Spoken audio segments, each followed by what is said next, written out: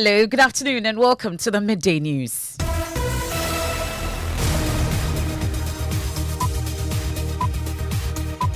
The news is live on Joy 99.7 FM here in Accra and Kumasi. We're on Love 99.5 FM. We're on Kaleo FM in Akachi. We're on Saboba FM in Saboba, Sky FM in Sunyai, A1 Radio Bolgatanga. We're live on X Spaces. We're on Facebook. We're on myjoyonline.com. The Midday News is sponsored by Petrosol, your clean fuel in full quantity.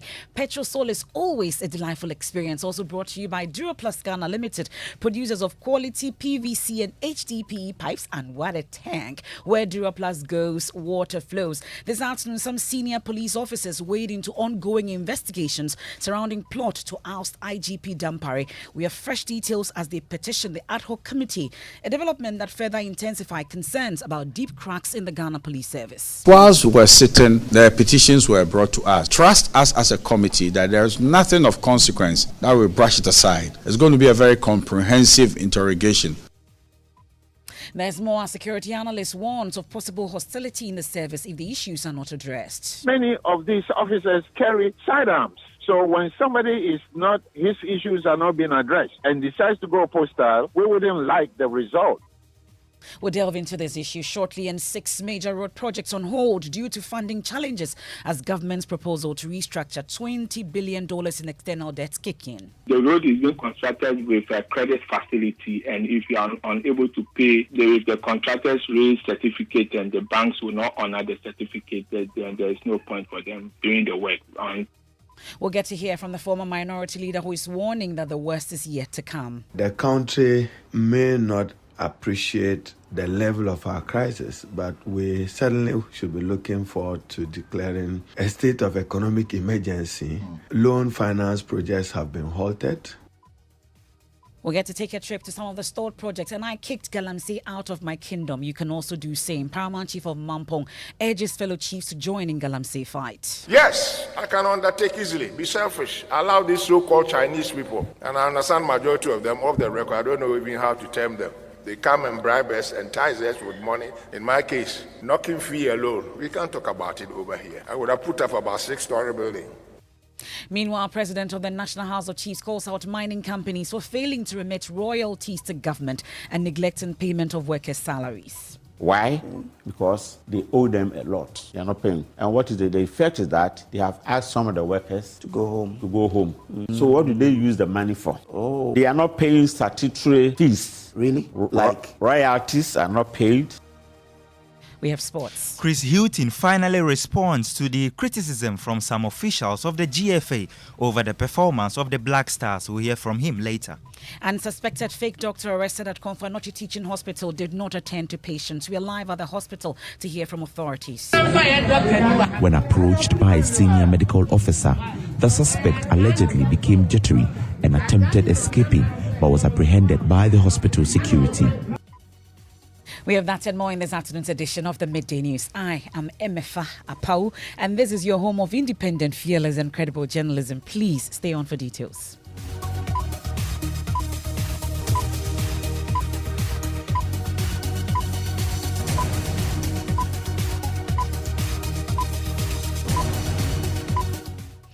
Now, some senior police officers have waded into the ongoing investigation surrounding the lead IGP tape and the plot to oust him.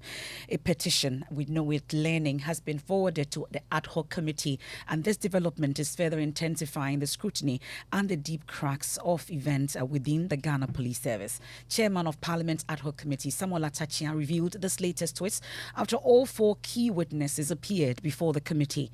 While the content of their petition remains undisclosed, Mr. Atachian says the committee is resolute in its commitment to ensuring that nothing of consequence is brushed aside, including delving into a suit filed against IGP Dr. George Akuffo Dampare regarding promotions within the service. Yes, whilst we were sitting, the petitions were brought to us, so we've not even read them. We've not perused the petitions.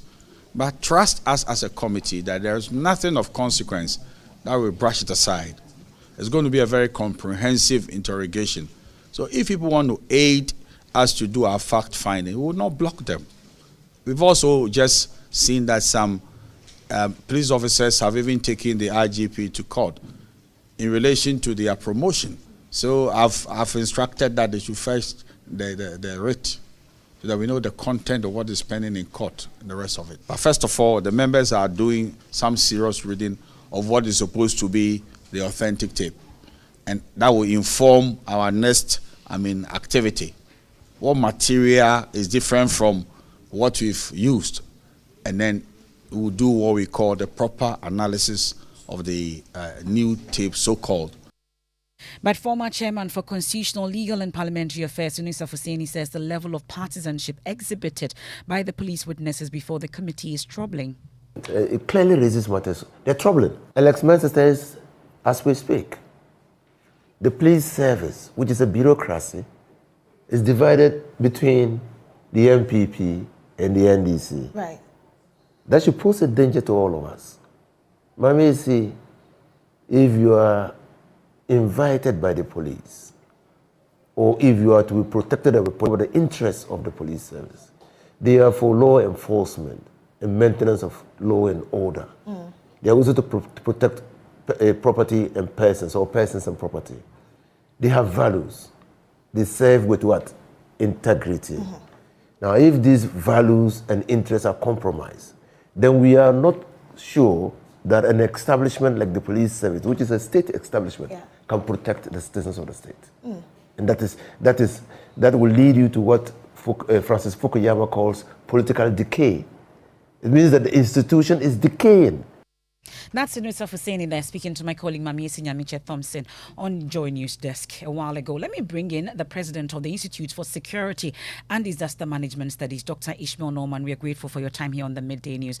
I'd like to first pick your candid thoughts on the testimonies that the witnesses have given so far to the committee. Emefa, how are you? I'm doing very well, and thanks for asking. Thank you. I think the witnesses are doing a great service to Ghana. The police service has been a problematic service for a very long time, not just under this IGP, except that a lot of things have crystallized under him, only because of the way he has been running the system. So I think we all have to be very concerned that if the security of the people is only the government that can provide security, and the police service is one of the major providers of security in the country, according to realism theory of governance, then we have to be very careful. Because if the system has now been inundated with identity politics, MPP, NDC, and so on and so forth, we cannot blame the IGP only for that. We have to blame the political establishment also. So it is important for Honorable Atachia and Agaga to collect as much information as possible. And I'm happy that they are going to talk to the people that are brought lawsuit against the IGP, which is unprecedented in the history of police service in Ghana. But so, you get the sense, Dr. Norman, do you get the sense that there are real cracks in the police establishment that ought to be investigated further? There are real systemic problems in the police service, and this investigation is just the opening, is the tip of the iceberg. When they go deep into it, they will see a lot more. It appears that the possibilities on the table of its ad hoc committee includes an invitation to the IGP. Is it something you would, recommend? Do you subscribe to that? I totally recommend that, and I support that. Only thing I don't like about the decision that the committee has taken is to do in-camera sessions. Look, everybody in Ghana knows the police system has a problem. And the people complaining are people who should know or should have known. Therefore, if you go behind the camera, we already would now suppose that this is what is happening there, this is what is happening there. And it's going to create conspiracy theories about what is happening. And it's not good. Let the people know what is happening, because it is the people's service, not the government service. We pay for Dampari's salary. We pay for the people's, the police officer's salary. But reasons have been given, including national security concerns and implications. What national security concern could that be? already the police service is compromised in a deep systemic way. MPP, NDC, and it's just not the police service. It is almost every institution in Ghana. So this is the tip of the iceberg of all that is wrong with Ghana because of identity politics, which your previous speaker referred to Francis Fukuyama, and I have done a few papers on identity politics, and it is a very systemic, destabilizing effect in Ghana. Okay. Dr. Ishmael Norman, we are grateful for your time. He's president of the Institute for Security and Disaster Management, also a senior fellow at the Ghana Armed Forces Command and Staff College. This is the Midday News. We turn our attention to some other stories now, and 6 key road projects are at risk of being abandoned unless government is able to secure funding from other sources to complete them. The projects include the Obeche-Bilamte Interchange, the Flower Port Interchange, Tema Motorway, Nungwa Barrier, Kumasi Swami, and the Takrady PTC interchanges have had funds allocated for them suspended due to the government's proposed external debt exchange program estimated at $20 billion. Joy News is learning government has proposed to waive 35% off the principals or coupons in the debt exchange program held by bilateral creditors. Matured interest payments between $11 and $14 billion will also be paid in 2026. Now, this has pushed some of the creditors to suspend the release of money for these road projects. We'll soon hear from the Roads and Highways Ministry, but first listen to the former minority leader Haruna Idrisu on this particular concern. Understandably, government is seeking to restructure its external debt, and probably external debt holders may be compelled to accept a haircut of up to 35%, but certainly not less, with interest service, which is between 11 to 14 billion US dollars, deferred until after the conclusion of the IMF program in 3 years. That will mean that project financing will suffer. Projects that are being financed with loans will come to a standstill, if not complete termination of those projects, and that will come at a cost to the state. We can now hear from Head of Public Relations at the Ministry of Roads and Highways, Nasir Ahmed Yate, confirming the financial challenge and indicates that the stalled road interchanges across the country is as a result of the country's International Monetary Fund deal and the domestic debt exchange program. Before the IMF and the debt exchange program that we got into as a country, you agree with me that all these interchanges that you refer to were moving at similar paces, and they were moving very fast. Is the IMF and the debt exchange program. Yeah, the Flower Port is on schedule to finish. In fact, the major hurdle now is the construction of the bridge over the motorway, and I think we issued a press release on it this morning. Work is going on over there very seriously. Together with the Nungwa and the PTC in Takrady, they've all been affected by the debt exchange program that we entered into. As I speak to you, government is negotiating with its financiers to see how best we can get this project back running. And we are hoping that before the year ends, we should be hearing some good news and getting the contractors back to site. Yeah, because the road is being constructed with a credit facility, and if you are unable to pay, the contractors raise certificate and the banks will not honor the certificate, then there is no point for them doing the work until they get clear green light that their certificate will be honored. So this is what has. Well, we know that in October last year, President Akufo-Addo cut short for the construction of the 40th Swami Interchange project in Kumasi. Almost a year on, not much has been done in terms of work to start. Love FM's Anabuachi Dankwa Yadom has been on site. He'll give us updates shortly, but the Public Relations Officer of the Roads Ministry, Nasir Ahmed Yate, is confident that the Swami project work will be done. No, there's money available for Swami Interchange. I think the most important thing to note is that the Swami Interchange comes in 2 phases. The first phase has to do with some local roads and then construction of some 3 overpasses.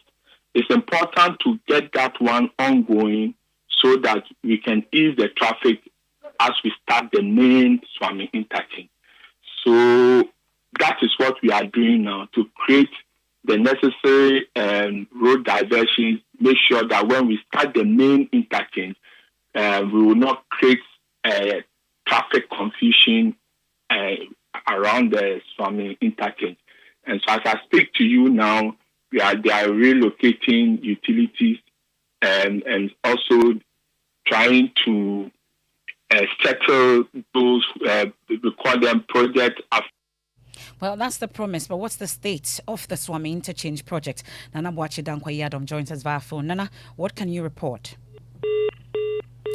It does appear that we've just lost Nana Boachi Dankwayadom, but we'll stay a while longer on the roads, and pressure is intensifying on the Ministry of Roads and Highways to swiftly clear the decommissioned toll booths that have become deadly obstacles on our country's highways. Well, this urgency stems from the tragic incident at the Accra toll booth this past Sunday, where a driver's mate lost his life instantly as the vehicle they were traveling in crashed into one of the booths, also injuring the driver. According to the Grim Toll, adding to the Grim Toll, I must say, another accident occurred at the same location just hours later, leaving 4 other individuals with life-threatening injuries.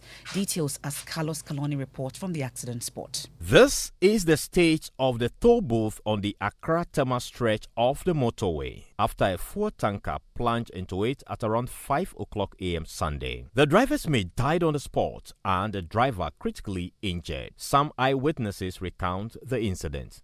Yesterday, 5 o'clock a.m., we did car inside where we hear them, where we come out. Where we come out now, we see some tanker we get the accident. We go command the driver. They made the die. So around 10 to 11, and we did inside too. And we hear another bang. Where we come out now, we see this car to get some accident. Where the people were straying inside. So we come where we come out to put them car, where them sending to hospital. Well, that's Carlos Kaloni's report. Now let's turn our attention to the hashtag No to Galamsey. And this afternoon, the Paramount Chief of Mampong, Dasibro Sebunsu II, has admonished all Paramouncies in the Ashanti region to join the fight against Galamsey. Speaking at the 32nd Christ of Haynes African Human Rights Moot Court competition, he urged all Paramouncies in the Ashanti region to emulate his example and kick out the canker. Our own Ghanaians here, who constitute as members of the echelon, top echelon in the Ghana government administration. Some of us Paramouncies have been bold and we've stuck our neck and chest out to challenge government-established commissions, mineral commission, etc., etc. Far from sounding boastful, I kick them out of my kingdom, that you can't come to Mampong to come and dig any hole, that you want gold. I set the pace, and now others, at least within the Ashanti Kingdom here, the Paramouncies have been bold and assertive in challenging the Minerals Commission. So please come out with if not a permanent recommendation, some kind of semblance of recommendation to curb this cancerous galamsey taking place in Ghana. Good source of drinking waters, all polluted and gone. But I'm happy. Come to my kingdom, Mampong, at the hills over there. All the 7 sources of rivers on the left-hand side and on the right-hand side behind where we have St. Monica, that is 5 over there. Nananum have bestowed on us. Well, in the eastern region, chiefs and residents of Achimhimang near Osino in the Fantiakwa South District have issued a 10-day ultimatum to government to drive away illegal miners causing destruction to their water bodies and farmlands. Chief of the area, Osaberima Mrikisi Okasomo Puriata, says they would be left with no other option than to hit the streets if government fails to heed their calls. Bodies and their buffer zones should not be destroyed. Don't hold back the anger of my people anymore. If you don't have a paper from water resources or from the office of the president that the president has thrown away his directive, so you can go and destroy the mine water bodies, you go away. And within 10 days, if you don't hear anything, we will apply officially, following due process of the law, and go on demonstration. And we will need police guard who will drive them away. That's the chief of Achim Himang Osaberema Mrikisi. Okasum Apori Ata. Meanwhile, the president of the National House of Chiefs, Onomahini of the Arienso traditional area in the Western region, Nana Ojiahoho Yao JB II, is expressing concerns over the failure of some mining companies to remit royalties to government. He explained that these mining companies have not only neglected compensating farmland or farmers they exploit from, but have also failed to meet their workers' salary obligations. Nana Ojiahoho Yao JB II has been speaking to Joy News. And up to now, not even a call to me to tell me that he was sorry, maybe something prevented him or something. Wow. And this is Asante Gold. This is Asante Gold. The Ghanaian you thought you wanted to help. Yes. Against at the expense of the Chinese. Yes. And he's the one disrespecting. Yes. Okay. Aside of this, they are not paying their contractors. PWU started with about 70 plus trucks. Now they are operating with just about 6. Why? Because they owe them a lot. They are not paying. And what is the effect is that they have asked some of the workers to go home. Every 2 weeks, they come for the gold. So what do they use the money for? Oh. They are not paying statutory fees. Really? Like royalties are not paid. And the hashtag is known, No to Galamsey. You can catch the first of 4-part series of Forest Under Siege, produced by Erastus Asaridonko on all our social media platforms, also on YouTube and myjoyonline.com. This is the Midday News, brought to you by Petrosol. Your clean fuel in full quantity. Petrosol is always a delightful experience. Also brought to you by Duraplus Ghana Limited, producers of quality PVC and HDPE pipes and water tank. Where Duraplus goes, water flows. We've been hearing how some senior police officers have waded into ongoing investigations surrounding plot to oust IGP Dampare. They have a fresh petition that they've forwarded to the ad hoc committee, a development that further intensifies concerns about the deep cracks in the Ghana Police Service. We return from the break with sports and we head to the Komfo Anokye Teaching Hospital, where we are told that the suspected fake doctor arrested did not attend to patients. When approached by a senior medical officer, the suspect allegedly became jittery and attempted escaping, but was apprehended by the hospital security.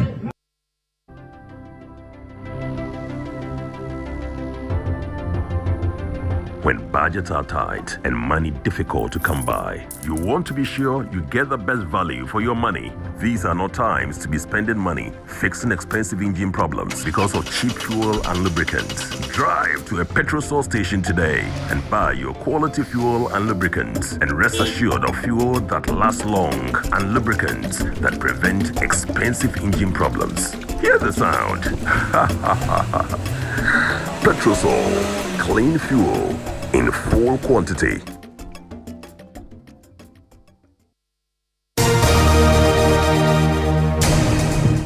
Thanks for staying with us. Let's do sports. Hello. Hi, Emefa. It's been a while. Yes, such a while. Miss you. Yeah, what's in sports? Too. Yeah, it's Black Stars coach Chris Hughton who has been speaking. He says he's not worried by the criticism from his employers, the Ghana Football Association. Now, officials of the FA, including Randy Abbey and George Amoako, have all publicly voiced their discontent regarding the Black Stars' performance under Hughton after 3 games.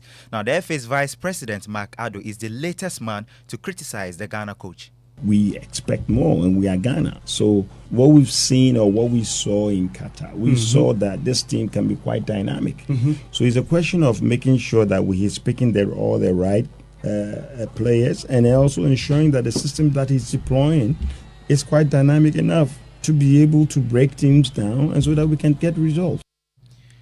This is what the Black Stars coach Chris Hughton had to say. For me, this is normal. Can't expect for everything to be good and to be praised all the time. So, no, I mean, I trust the people around me, and I trust that anybody around me that says anything, they say it for what they believe is the right reasons. I'm never affected. My focus is on the team. You heard the man there, he's still grounded. Now, Chris Hughton and his players are expected to arrive in Kumasi at 1 p.m. today to continue preparations for the AFCON qualifier against Central African Republic. The match is on Thursday. Thank you, Mubarak. Now, let's provide some hope amidst the doom and gloom. And he dropped out of school in class 6, knowing that his qualification could not earn him any meaningful job then. He resorted to menial works, which could at least help him cater for himself. After trying some laborious works, resorted to selling coconut. That's the story of Kofi J. Hannah Odame had the opportunity to drink some of his juicy coconuts and then had this interaction with him.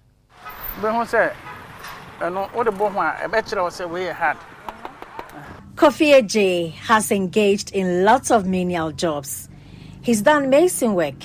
He's driven commercial vehicles.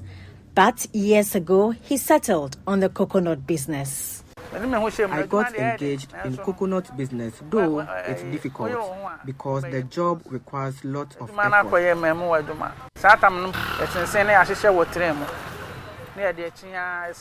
When I started, I used to carefully arrange the coconut on a tray. Then I hawk in town till it finishes.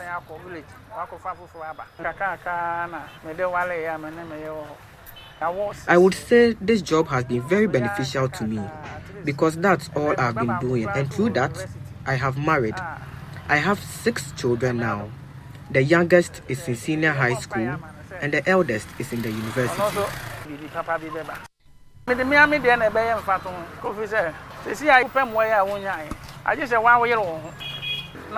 I always use myself as an example when I advise them. I tell them to utilize the skills they have and not always rely on others to assist them.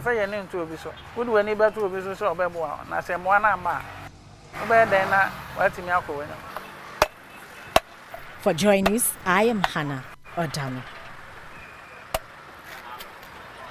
Definitely a story of hope. Now, just before we go, a 26-year-old man has been arrested for posing as a medical practitioner at the Konfanochi Teaching Hospital in Kumasi. My colleague Nana Boachi Dankwayadom has more. The suspected fake doctor was arrested on Monday, September 4th, while in the process of attending to a patient who had been admitted at the emergency ward.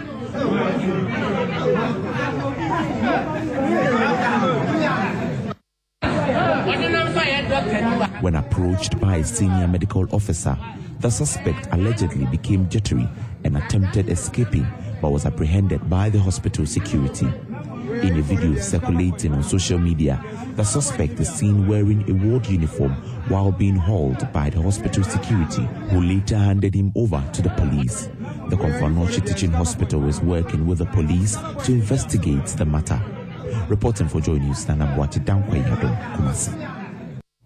Well, there's a statement from the Konfanochi Teaching Hospital debunking claims that this particular fake doctor administered drugs or attended to patients for that matter. Now, Colleges of Education Teachers Association of Ghana, CTAG, is said to receive 1 month compensation in October following the NLC's engagement with them to call off the industrial action. CTAG embarked on a strike on August 1 due to the government's failure to implement the negotiated conditions of service. We can hear from Prince Obinghima. Well, we are supposed to pay the ruling of the National Labour Commission.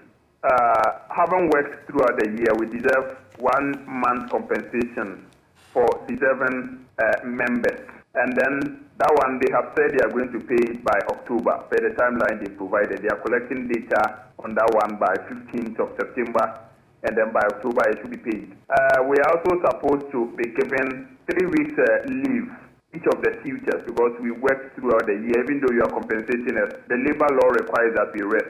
We are waiting for the staff audit that is supposed to establish the relativities between the qualification we hold and other qualifications, same qualifications that other colleagues hold in other tertiary institutions, to pave way for the fair wages to extend allowances that are being enjoyed in other tertiary jurisdictions to our members in equal measure.